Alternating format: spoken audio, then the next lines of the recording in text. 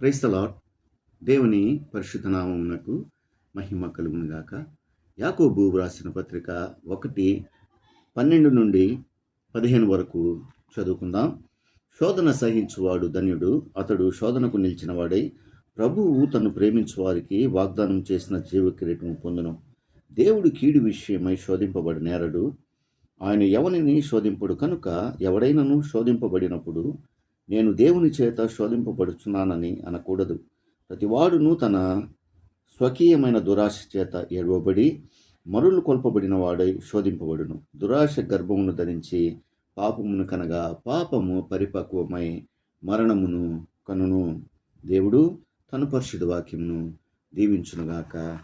Amen, amen. పరమా జీవము నాకు నీవా, తిరిగి లేచెను నాతో నుండా. పరమా జీవము నాకు నీవా, తిరిగి లేచెను నాతో నుండా. నిరంతరము నన్ను నడిపించును, మరల వచ్చి యేసుకొని పోవును.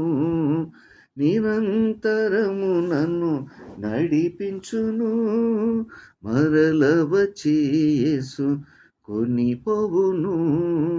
యేసు చాలును చాలును, యేసు చాలును చాలును. ఏ సమయమైనా ఏ స్థితికైనా నా జీవితములు యేసు చాలును. హల్లెలూయా.